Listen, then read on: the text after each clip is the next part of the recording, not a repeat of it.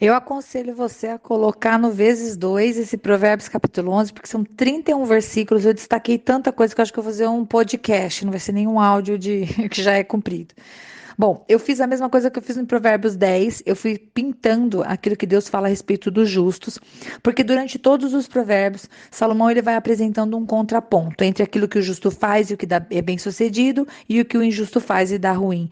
Então, por exemplo, só para a gente mencionar o princípio, né? Diz que o Senhor ele ama a justiça, né? No versículo 1 fala de balanças desonestas. Para a gente, essa coisa de balança desonesta, né? A gente talvez se remeta ao comércio, àquilo que era feito na época, né? Das trocas, das vendas, dos produtos agrícolas, etc.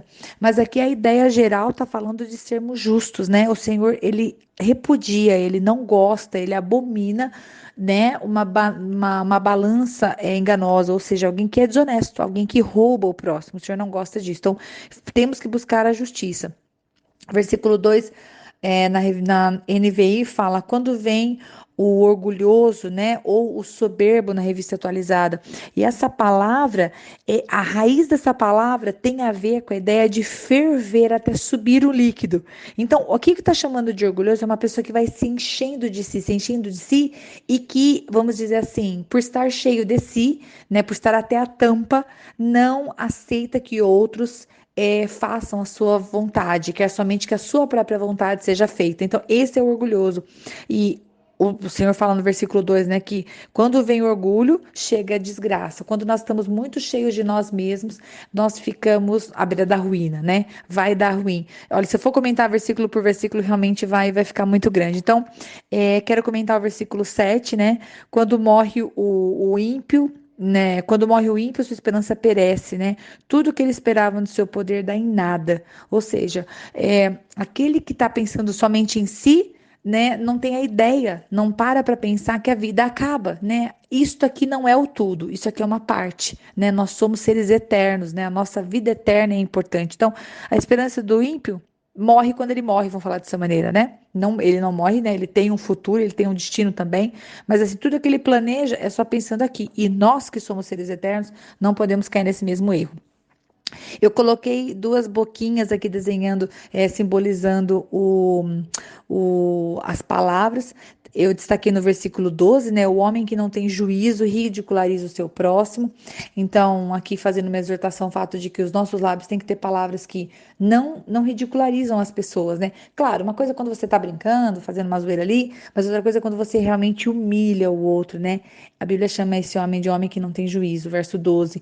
E também que nós devemos guardar os segredos, né? O verso 13 eu também coloquei uma boquinha aqui, porque tá de novo nos exortando a não falar muito, no sentido de aquele que fala muito é muito provável que acaba traindo a confiança de alguém, né? A confidência e acabe não guardando o segredo. Eu fiz uma observação a respeito de conselhos, eu acho que é uma bênção se aconselhar, e o versículo 14 dá um respaldo para isso, fala que sem diretrizes a nação cai, né? Até os governantes precisam de conselhos. O que salva o que a salva é ter muitos conselheiros, né? Quando uma pessoa toma decisões baseadas somente no seu achar, ela pode levar à ruína. E aqui está falando uma nação, mas eu acho que isso tem a ver com tudo, né? Um pai de família que toma todas as decisões sem consultar a esposa incorre ao erro. E se ele errar, toda a família vai pagar, as crianças vão pagar pelo erro. Por isso é muito importante buscar conselho, mas principalmente buscar conselho no Senhor. E eu fiz uma observação em dois versículos, o versículo 16 e o versículo 22. O que eles têm em comum? Ambos estão falando sobre mulher, né? E não mais sobre a mulher imoral, como a gente viu lá nos outros provérbios. Aqui está falando sobre a mulher bondosa, né? Uma mulher que é boa e que conquista respeito, né? E aí eu me lembrei de Abigail. Lembra Abigail? Não sei se vocês se recordam. Eu acho que está em 1 Samuel. Abigail é aquela mulher que era esposa de um homem que era filho de Belial, e esse homem foi ingrato com Davi, e Davi ia matar todo mundo e pecar contra Deus, né? Ele ia justificar-se a si mesmo, né? Ele ia buscar a justiça com as próprias mãos, e Abigail fala para ele: meu senhor, não faz isso, leva para ele uma oferta, dá comida para os homens dele, e depois, enfim, Deus julga a causa de Davi, o marido dessa mulher morre, e ele acaba se casando com Abigail, né? Então, a bondade conquista respeito. Olha só, né? Ela se tornou a esposa de Davi, né? E o versículo 22 também fala sobre a mulher. Olha só, fala da mulher bonita. Como anel de ouro em focinho de porco, assim é a mulher bonita, mas indiscreta. E eu fui olhar na revista e corrigida, essa indiscreta, a palavra que é usada é que se aparta da razão. Que se aparta da razão ou que tem falta de descrição na revista atualizada, ou seja, em todos os contextos, a intenção é uma mulher que não sabe se portar corretamente. Então, aqui, olha só, a comparação é um anel de ouro, né, no focinho de um porco, ou seja, uma coisa que não cabe na outra, né? Uma moça tão bonita, mas que não sabe se portar adequadamente. Mais uma vez, colocando a beleza, embora seja importante, mas como algo secundário, né? Assim como no outro versículo, está falando de bondade, né? E ela vai alcançar respeito. Aqui, não adianta ser bonito se você não sabe se comportar como, né? É como um anel no nariz do porco.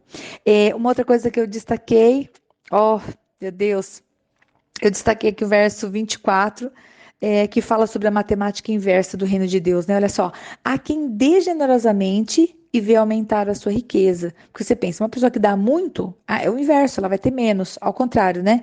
Outros retêm o que deveriam dar e caem em pobreza. Mostra o quanto o Senhor abençoa, e o versículo 25 vem respaldar essa semeadura, né? Versículo 25, o generoso prosperará, quem dá alívio aos outros, alívio receberá. Olha só que coisa mais maravilhosa da palavra de Deus. E eu também coloquei um sinalzinho novo, que é o sinalzinho do dólar, né, do dinheirinho, no versículo 28, que eu vou começar a rastrear os próximos provérbios assim.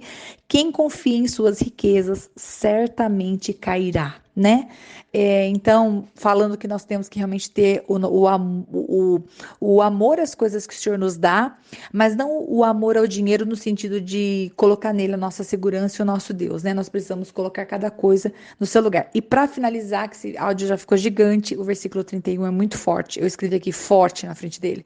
Os justos recebem na terra a punição que merecem, quanto mais o ímpio e o pecador. Ou seja, se até nós que buscamos fazer o certo, que somos justos, somos justificados por Jesus Cristo, quando semearmos a coisa ruim, vamos colher a coisa ruim, quanto mais o injusto. Ou seja, isso me lembra Hebreus, né? O Senhor fala: não vos vingueis a vós mesmos. Se tem um justo, um ímpio, alguém que te persegue, só entregue isso diante do Senhor. Porque se a gente que é filho de Deus já é castigado quando faz alguma coisa ruim, né? Já é punido, já recebe a colheita da sua semeadura, quanto mais aquele que é injusto.